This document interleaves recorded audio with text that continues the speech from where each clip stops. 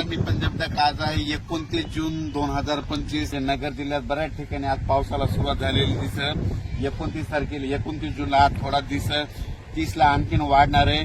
मात्र 1, 2, 3ला मग संपूर्ण भागामध्ये तुमच्या नगर जिल्हा, धाराशिव जिल्हा, बीड जिल्हा, लातूर जिल्हा या भागात पाऊस पडलेला दिसत. म्हणून या 4 जिल्ह्यातल्या या शेतकऱ्यांनी अंदाज दिला.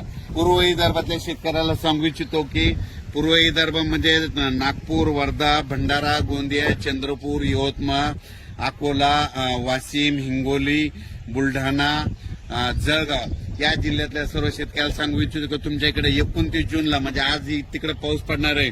पण 1, 2, 3 जुलैला मात्र तुमच्या इकडे मुसळधार पाऊस पडणार आहे. विदर्भ, पूर्व विदर्भ 6 जिल्हे, पश्चिम विदर्भ 5, 11 जिल्ह्यामध्ये मुसळधार पाऊस पडणार आहे. कुठं अतिवृष्टी होणार आहे, कुठं भाग बदलत पाऊस पडणार आहे, कुठं रिमझिम पडणार आहे.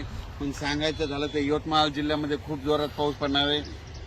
चंद्रपूरकर देखील खूप पडणार आहे. नागपूरकडे देखील खूप पडणार आहे. अमरावतीकडे जोरात पडणार आहे. अकोल्याकडे जोरात पडणार आहे. वाशिम जिल्ह्यात जोरात राहणार आहे. हिंगोलीकडे राहणार आहे.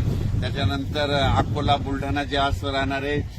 जळगाव, जामोद घाटाच्या खाली जास्त राहणार आहे. जळगावला जास्त राहणार आहे. तिकडे पाऊस पडत असल्यामुळे त्याच्यामुळे जालन्याला देखील पाऊस पडणार आहे. संभाजीनगरला देखील पडणार आहे. म्हणजे सांगायचं झालं तर पूर्व आणि पश्चिम विदर्भ 11 जिल्ह्यामध्ये चांगला पाऊस पडणार आहे. म्हणून या विदर्भ पश्चिम विदर्भातल्या शेतकऱ्यांनी हा अंदाज लक्षात घ्या. पश्चिम महाराष्ट्राकडे म्हणजे आज 29 जून म्हणजे आज देखील पश्चिम महाराष्ट्रामध्ये चांगल्या प्रकारच्या बऱ्याच ठिकाणी भाग बदलत पाऊस सुरू होणार आहे. सांगलीकडे, साताऱ्याकडे, त्याच्यानंतर पंढरपूरकडे देखील, नगर जिल्ह्यात देखील बऱ्याच ठिकाणी पाऊस सुरू होणार आहे. म्हणून ही पश्चिम महाराष्ट्रातल्या शेतकऱ्यांनी अंदाज लक्षात घ्यायचा. सोलापूरकडे देखील बऱ्याच ठिकाणी पाऊस पडणार आहे. त्याच्यानंतर कोकणपट्टी आणि घाटमाथ्यावरल्या भागातल्या सर्व जनतेला आणि शेतकऱ्याला सांगू इच्छितो की कोकणपट्टी घाटमाथ्यावरला पाऊस मात्र कायम चालूच राहणार आहे. ते काय बंद होणार नाही. म्हणून हे त्यांनी लक्षात घ्यायचं आहे. त्याच्यानंतर आता उत्तर महाराष्ट्राकडे वळू.